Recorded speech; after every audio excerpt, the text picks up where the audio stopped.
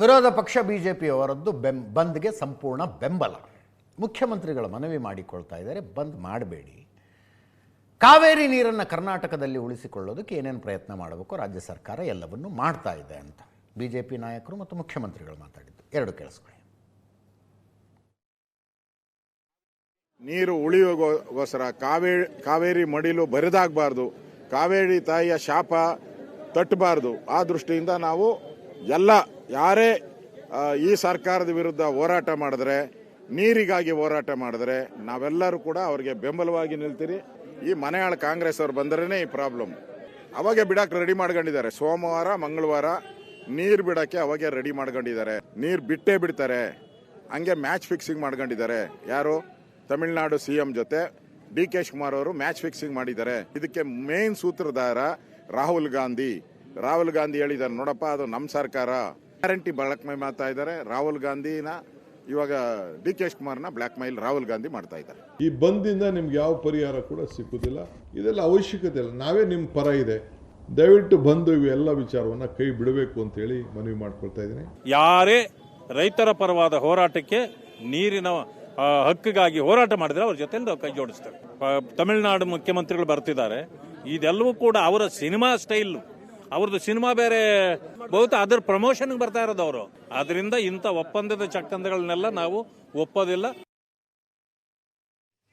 BJP ನಾಯಕರು ಎರಡು ಹೊಸ ಆ್ಯಂಗಲ್ ಕೊಟ್ಟರು ನೋಡಿ. ಕರ್ನಾಟಕದಿಂದ ತಮಿಳುನಾಡಿಗೆ ನೀರು ಬರದೇ ಹೋದರೆ ನಾವು ವಿಜಯ್ ಸರ್ಕಾರಕ್ಕೆ ಕೊಟ್ಟಿರುವ ಬೆಂಬಲವನ್ನು ವಾಪಸ್ ತಗೊಂಡು ಸರ್ಕಾರ ಬೀಳಿಸಿಬಿಡ್ತೀವಿ ಅಂತ ತಮಿಳುನಾಡಿನಲ್ಲಿರುವ ಕಾಂಗ್ರೆಸ್ ಶಾಸಕರು ರಾಹುಲ್ ಗಾಂಧಿ ಅವರಿಗೆ ಹೇಳಿದಾರಂತೆ. ಅಯ್ಯೋ, ತಮಿಳುನಾಡಿನಲ್ಲಿ ನಮ್ಮ ಸರ್ಕಾರ ಬಿದ್ದು ಹೋಗಿಬಿಡುತ್ತೆ ಅನ್ನುವ ಟೆನ್ಷನ್ನಲ್ಲಿ ರಾಹುಲ್ ಗಾಂಧಿ ಅವರು ಡಿ.ಕೆ. ಶಿವಕುಮಾರ್ ಅವರಿಗೆ ಅದು ಏನು ಮಾಡ್ತಿರೋ ಗೊತ್ತಿಲ್ಲ, ನೀರು ಬಿಡಿ ಅಂದಿದ್ದಾರಂತೆ. ಇದು ಆರ್ ಅಶೋಕ್ ಅವರ angle.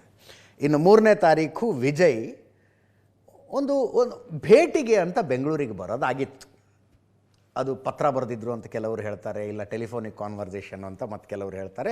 What ever it is, Tamil Nadu ಮುಖ್ಯಮಂತ್ರಿ ವಿಜಯ್ ಅವರು ಕರ್ನಾಟಕಕ್ಕೆ ಬರೋದು, ಬೆಂಗಳೂರಿನಲ್ಲಿ ಮುಖ್ಯಮಂತ್ರಿಗಳನ್ನು ಭೇಟಿಯಾಗೋದು ಅಂತಾಗಿತ್ತು. ಈಗ ಮುಖ್ಯಮಂತ್ರಿಗಳೇ ಅವ್ರಿಗೆ ಹೇಳಿಬಿಟ್ಟಿದ್ದಾರಂತೆ, ಈಗ ಬರೋದೇ ಬೇಡ ನೀವು ಅಂತ. ಅಕಸ್ಮಾತ್ ಬಂದರೆ ಏರ್ಪೋರ್ಟ್ಗೆ ಮುತ್ತಿಗೆ ಹಾಕ್ತೀವಿ ಅಂತ ವಾಟಾಳ್ ನಾಗರಾಜರು ಹೇಳಿದ್ದು ಕೇಳಿಸ್ಕೊಂಡ್ವಿ ನಾವು. ವಿಜಯ್ ಬರ್ತಾ ಇರೋದು ಕಾವೇರಿ ನೀರಿನ ಸಮಸ್ಯೆಯನ್ನು ಸೌಹಾರ್ದಯುತವಾಗಿ ಚರ್ಚಿಸಿ ಬಗೆಹರಿಯೋದಕ್ಕಲ್ಲ, ಅವರು ಸಿನಿಮಾ ಪ್ರಮೋಷನ್ಗೆ ಬರ್ತಾ ಇದ್ದಾರೆ ಅನ್ನೋದು ಛಲವಾದಿ ನಾರಾಯಣಸ್ವಾಮಿ ಅವರ ಆ್ಯಂಗಲ್ಲು. ಅವ್ರದ್ದು ಯಾವುದು ಜನನಾಯಕನ್ ಹಾಗೇನೋ ಒಂದು ಸಿನಿಮಾ ಬಂದಂಗಿದೆ. ಮಂಡ್ಯದಲ್ಲಿ ಅದನ್ನು ಪ್ರದರ್ಶನ ನಡೀತಾ ಇದೆ, ಥಿಯೇಟ್ರಿಗೆಲ್ಲ ನೆನ್ನೆ ಗಲಾಟೆ ಮಾಡಿದ್ರು. ಅದರ ಪ್ರಮೋಷನ್ಗೆ ಬರ್ತಾ ಇದ್ದಾರೆ ಅನ್ನೋದು ಛಲವಾದಿ ನಾರಾಯಣಸ್ವಾಮಿ ಅವರ ಆ್ಯಂಗಲ್ಲು. ಮುಖ್ಯಮಂತ್ರಿಗಳು ಪತ್ರಿಕಾಗೋಷ್ಠಿ ಮಾಡಿದ್ರು. 36 ಸಂಸದರ ಸಭೆ ಕರೆದಿದ್ದೆ ದಿಲ್ಲಿಯಲ್ಲಿ. CWMA ಆದೇಶವನ್ನು ವಾಪಸ್ ತಗೊಳ್ಳೋದಕ್ಕೆ ಸಾಧ್ಯ ಇಲ್ಲ ಅಂತ ಹೇಳಿದೆ.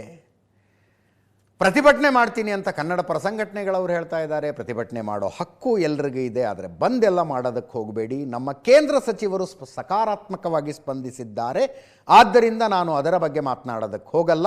ವಿಜಯ್ಗೆ ಬರಬೇಡಿ ಅಂತ ಮನವಿ ಮಾಡಿದ್ದೇನೆ ಅಂದರು ನಮ್ಮ ಮುಖ್ಯಮಂತ್ರಿಗಳು. ಕೇಳಿಸ್ಕೊಳ್ಳಿ. ನನ್ನ ಕರ್ತವ್ಯ, ನಮ್ಮ ಸರ್ಕಾರದ ಕರ್ತವ್ಯ, ನಾವು ರಾಜ್ಯದ ಹಿತವನ್ನ ಕಾಪಾಡಬೇಕು. ಯಾರಿಗೇನು ರಕ್ಷಣೆ ಮಾಡಬೇಕು ಆ ರಕ್ಷಣೆ ಮಾಡ್ಕೊಂಡು ಬಂದಿದ್ದೇವೆ. ನಾನು ರಾಜ್ಯದ ಹಿತವನ್ನ ಕಾಪಾಡಬೇಕಾದ್ದು ನನ್ನ ಕರ್ತವ್ಯ ಇದೆ. ನಾನು ನಮ್ಮ ಕೇಂದ್ರದ ಆಲ್ ಪಾರ್ಟಿ ಮೀಟಿಂಗ್ ಅನ್ನು ಕೂಡ ಕರೆದಿದ್ದೆ, ನಮ್ಮ MPs ಮೀಟಿಂಗ್ ಕರೆದಿದ್ದೆ. ಒಟ್ಟು 36 ಜನ ಪಾರ್ಲಿಮೆಂಟ್ ಮೆಂಬರ್ಸ್ ಪಾರ್ಟಿಸಿಪೇಟ್ ಮಾಡಿದ್ರು. ಆದರೆ CWMA ನಿನ್ನೆ ಇಲ್ಲದೆ ನಿಮಗೆ ಕೊಟ್ಟಿರೋದು, ನಾವು ಇದನ್ನು ತೆಗೆದುಕೊಳ್ಳೋಕ್ಕಾಗೋದಿಲ್ಲ, ನೀವು ಇದನ್ನು ಇಂಪ್ಲಿಮೆಂಟ್ ಮಾಡಬೇಕು ಅಂತ ಹೇಳಿದ್ದಾರೆ. 9.94 TMC ಡಿಸ್ಟ್ರೆಸ್ ಫಾರ್ಮುಲಾಲಿ ಬಿಡಬೇಕು ಅಂತೇಳಿ ಅವ್ರದ್ದು ಮನವಿ ನಮ್ಮ ಕೇಂದ್ರ ಮಂಡಳಿ ಮೇಲೆ ಇತ್ತು. ನಮ್ಮ ವಾದನ ಒಪ್ಪದೆ ಆದೇಶ ಬಂದಿದೆ. ಇದ್ರ ವಿಚಾರ ಚರ್ಚೆ ಮಾಡಲಿಕ್ಕೆ ನಾನು ಆಲ್ ಪಾರ್ಟಿ ಲೀಡರ್ಸ್ನ ಕರೆಸಿದ್ದೇನೆ. ಮೀಟಿಂಗಲ್ಲಿ ಅವರ ಅಭಿಪ್ರಾಯನ ತಿಳಿಸಿ, ಲೀಗಲ್ ಅವರು ಏನು ಹೇಳ್ತಾರೆ ಅವರ ಅಭಿಪ್ರಾಯನ ಕೂಡ ತೆಗೆದುಕೊಂಡು ಆಮೇಲೆ ಮುಂದಕ್ಕೆ ಏನು ಮಾಡಬೇಕು ಅಂತ ತೀರ್ಮಾನ ಮಾಡೋದು ಅನ್ನೋದನ್ನ ನಾವು ತೀರ್ಮಾನವನ್ನು ಮಾಡಿದ್ದೇವೆ. ಈ ಕಾವೇರಿ ವಿಚಾರದಲ್ಲಿ ಕನ್ನಡ ಪರ ಸಂಘಟನೆಗಳು, ರೈತ ಸಂಘಟನೆಗಳು ಕೆಲವು ಹೋರಾಟವನ್ನು ಮಾಡ್ತಾ ಇದ್ದಾರೆ. ನಾನು ಹೋರಾಟ ಮಾಡೋದು ತಪ್ಪು ಅಂತ ನಾನು ಹೇಳುವುದಿಲ್ಲ. ಅವರು ವಿಶ್ವಾಸಕ್ಕೆ ತೆಗೆದುಕೊಂಡೆ ಖಂಡಿತ ನಾನು ಏನು ತೀರ್ಮಾನ ಮಾಡಿದ್ರು ಮಾಡ್ತೇನೆ. ಆಲ್ ಪಾರ್ಟಿ ಮೀಟಿಂಗ್ ಕೂಡ ಕರೆದಿದ್ದೇನೆ.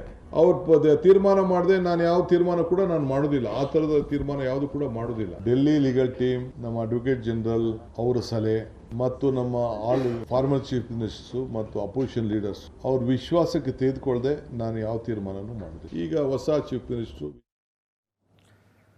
ಬಿಜೆಪಿ ನಾಯಕರುಗಳು KRSಗೆ ಮುತ್ತಿಗೆ ಹಾಕಿದ್ರು. ಇವತ್ತು ತಮಿಳುನಾಡಿಗೆ ಕಾವೇರಿ ನೀರು ಬಿಡುವುದನ್ನು ವಿರೋಧಿಸಿ KRSಗೆ ಮುತ್ತಿಗೆ.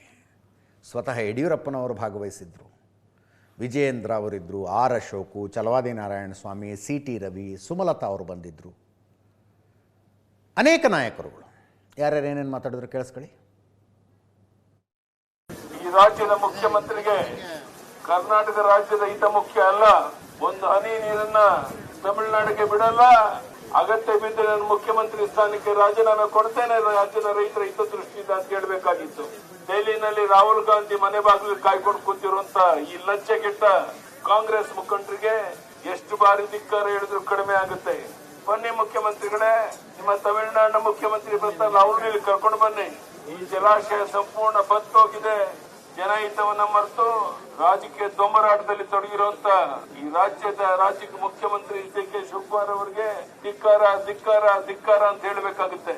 ರಾಹುಲ್ ಗಾಂಧಿ ಮನೆ ಬಾಗಿಲು ಕಾದು ಕುಂತಿರುವಂತ ನಿಮಗೆ ರಾಜ್ಯದ ಜನರ ಹಿತ ಅಲ್ಲ ಅನ್ನುವಂಥದ್ದು ಸ್ಪಷ್ಟವಾಗಿರುವಂತ ಈ ಸಂದರ್ಭದಲ್ಲಿ DK ಶಿವಕುಮಾರ್ ಅವರಿಗೆ ಅಧಿಕಾರದ ಗದ್ದುಗೆಯನ್ನು ಏರಿದ ಮೇಲೆ ರೈತರು ಕೂಡ ಮರ್ತೋಗಿದೆ. ಇವತ್ತು ಮಾನ್ಯ DK ಶಿವಕುಮಾರ್ ಅವರು ಕೇಳಕ್ಕೆ ಇಷ್ಟಪಡ್ತಾರೆ, ನೀವೇ ಬೃಹತ್ ನೀರಾವರಿ ಸಚಿವರಾಗಿದ್ರೆ, ಉಪಮುಖ್ಯಮಂತ್ರಿಗಳಾಗಿದ್ರೆ ಯಾಕೆ ಇವತ್ತು ತಮಿಳುನಾಡಿಗೆ ನೀರು ಬಿಡಬೇಕೆನ್ನುವ ಮುಂದಾದ ನಿಮ್ಮ ಸರ್ಕಾರ? ರಾಹುಲ್ ಗಾಂಧಿ, ಸೋನಿಯಾ ಗಾಂಧಿ ಮನೆ ಹೊರಗಡೆ ಗೇಟ್ ಹತ್ರ ಕಾಯ್ತಾ ನಿಂತ್ಕೊಂಡಿದ್ರೆ ಕ್ಯಾಬಿನೆಟ್ ಎಕ್ಸ್ಪೆನ್ಷನ್ ಅಂತ ಹೇಳಿ ನಿಮ್ಮ ಕುರ್ಚಿಯನ್ನು ಉಳಿಸ್ಕೊಳ್ಳೋದಕ್ಕೆ ನೀವು ಎಷ್ಟು ಸಲ ಬೇಕಾದ್ರೂ ದೆಹಲಿಗೆ ಹೋಗ್ತೀರಿ. ಊರ್ ಕೊಳ್ಳೆ ಹೊಡೆದ ಮೇಲೆ ಕೋಟ ಭಾಗ ಹಾಕಿದ್ರು ಅಂತ ಹೇಳ್ತಾರೆ. ತಮಿಳುನಾಡವರಿಗೆ ನೀರೇ ಕೇಳಿರಲಿಲ್ಲ. ಅವಾಗಲೇ 3.5 TMC ನೀರು ಬಿಡಬೇಕಾದ್ರೆ ಸರ್ವಪಕ್ಷ ಸಭೆ ಕರಿಬೇಕು ಅಂತ ನಿಮ್ಗೆ ಅನಿಸ್ಲಿಲ್ವಾ DK ಶಿವಕುಮಾರ್ ಅವರೇ? ಈಗ ಕಪಟ ನಾಟಕವನ್ನು ಆಡ್ತಾ ಇದ್ದೀರಿ. ರೈತರ ಪರವಾಗಿ ಮಸಳೆ ಕಣ್ಣೀರು ಹಾಕ್ತಕ್ಕಂಥ ಕೆಲಸ ಮಾಡ್ತಾ ಇದ್ದೀರಿ. ಈಗ ಸರ್ವಪಕ್ಷದ ಸಭೆಯನ್ನ ಕರೆದಿದ್ದಾರೆ. DK ಶಿವಕುಮಾರ್ ಅಂದ್ರೆ ಬೆಳಗ್ಗೆಯಿಂದ ಸಾಯಂಕಾಲದವರೆಗೂ ಡೆಲ್ಲಿಯಲ್ಲಿ ಆ ಕಾಕ್ರೋಚ್ ಪಾರ್ಟಿ ಜೊತೆ ಚಕ್ಕಂದ ಆಡ್ತಾ ಇದ್ರು. ಕ್ಯಾಬಿನೆಟ್ ರಚನೆ ಮಾಡಕ್ಕೆ 3 ರಾಹುಲ್ ಗಾಂಧಿ ಮನೆ ಮುಂದೆ ಫುಟ್ಪಾತ್ ಕಾದ್ಕೊಂಡು ನಿಂತಿದ್ರಿ. DK ಶಿವಕುಮಾರ್ ಬಂದ ಮೇಲೆ 2 ತಿಂಗಳಲ್ಲಿ ಏನು ಉದ್ಧಾರ ಆಗಿದೆ? ಈಗ ಸರ್ವಪಕ್ಷದ ಸಭೆ. ಈಗ ಅಧಿಕಾರಿಗಳಿಗೆ ಹೇಳಿದಾರಂತ CM, ನಾನು ಸರ್ವಪಕ್ಷದ ಸಭೆ ಕರೆದು ಪ್ಯಾಪೇಸ್ ಹಾರಿಸ್ಬಿಡ್ತೀನಿ, ನೀವು ಸೋಮವಾರ ಮಂಗಳವಾರ ನೀರು ಬಿಟ್ಬಿಡಿ ಅಂತ. ನಾವೆಲ್ಲರೂ ಬಂದು ಕಾವೇರಿ ಕೊಳವನ್ನ, ಕಾವೇರಿ ಮಡಿಲನ್ನ ಬರಿದಾಗಕ್ಕೆ ನಾವು ಬಿಡಲ್ಲ. ರೈತರ ಬಗ್ಗೆ ಈ ಒಂದು ಸರ್ಕಾರಕ್ಕೆ, ಈ ಒಂದು ಪಕ್ಷಕ್ಕೆ ಒಂದು ಚೂರು ಕಾಳಜಿ ಇಲ್ವಾ? ಏನ್ ಮಾಡ್ತಾ ಇದೆ ಸರ್ಕಾರ ನಮಗೋಸ್ಕರ? ರೈತರೆಲ್ಲ ವೋಟ್ ಹಾಕ್ತೇನೆ ನಿಮ್ಮ ಸರ್ಕಾರ ರಚನೆ ಮಾಡೋಕಾಯ್ತಾ ನಿಮ್ ಕೈಲಿ? ಎಲ್ರೂ ಸಾಥ್ ಕೊಟ್ಟು ನಿಮ್ಮ ಮಾತುಗಳನ್ನ ನಂಬಿ ವಿಶ್ವಾಸ ಇಟ್ಟು ನಿಮಗೆ ವೋಟ್ ಹಾಕಿ ಹುದ್ದೆಯಲ್ಲಿ ನಿಮ್ಮನ್ನ ಕೂರಿಸಿರೋದು. ನಿಮಗೆ ಡೆಲ್ಲಿವರೆಗೂ ಹೋಗಿ ರೈತರು ಇಷ್ಟೊಂದು ದಿನದಿಂದ ಇವರು ನಮ್ಗೆ ಆಗ್ತಿರೋ ಅನ್ಯಾಯಕ್ಕೆ ಒಂದು ಕಿವಿ ಕೊಡಿ ಅಂದ್ರೆ ಅದ್ರ ಬಗ್ಗೆ ಕಾಳಜಿನೇ ಇಲ್ವಾ ನಿಮ್ಗೆ? ಈ ಒಂದು ಹೋರಾಟ ಇದೆಯಲ್ಲ, ಇದು ನಮ್ಮ ಜೀವನದ ಹೋರಾಟ. ಬರೀ ರೈತರ ಹೋರಾಟ ಅಲ್ಲ. ನಾಳೆ ದಿನ 3 ತಿಂಗಳಾದ್ರೆ ಕುಡಿಯೋ ನೀರಿಗೂ ನಾವು ಪರದಾಡಬೇಕಾಗತ್ತೆ. CWRC ಒಂದು ಆದೇಶ ಕೊಡ್ತು, ಅದನ್ನು ಪ್ರಶ್ನೆ ಮಾಡಿಕೊಂಡು ಸುಪ್ರೀಂ ಕೋರ್ಟಿಗೆ ಹೋಗಿದ್ರೆ ಫಸ್ಟ್ CWMA ಹತ್ರ ಹೋಗಿ ಅಂತಿದ್ರು. ಈಗ CWMAನೂ ಆದೇಶ ಕೊಡ್ತು, CWRC ಹೇಳಿದ್ದು ಕರೆಕ್ಟ್ ಇದೆ ಅಂತ.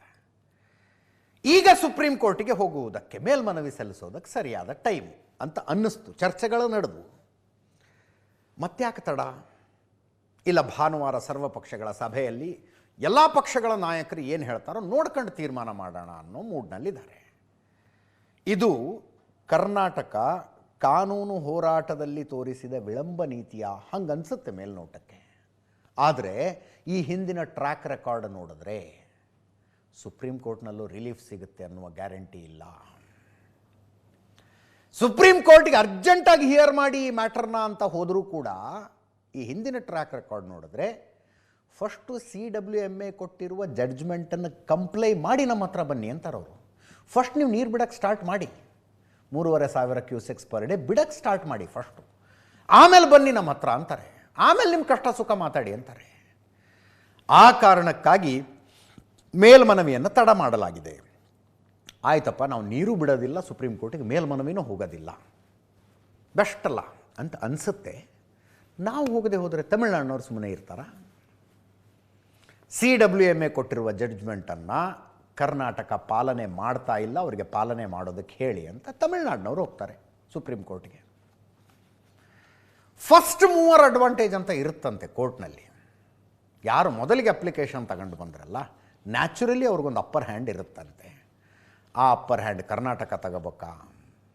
ಅದೇನಾಗುತ್ತೋ ನೋಡೋಣ. ತಮಿಳುನಾಡಿನವ್ರು ಸುಪ್ರೀಂ ಕೋರ್ಟಿಗೆ ಹೋಗೋ ತನಕ ವೇಟ್ ಮಾಡೋಣ ಅಂತ ಸುಮ್ಮನೆ ಇರಬೇಕಾ? ಲೀಗಲ್ ಎಕ್ಸ್ಪರ್ಟ್ಗಳು ಮಾತಾಡಿದರೆ ಚಂದ, ನೀವು ಮಾತಾಡೋದು ಏನದೆ?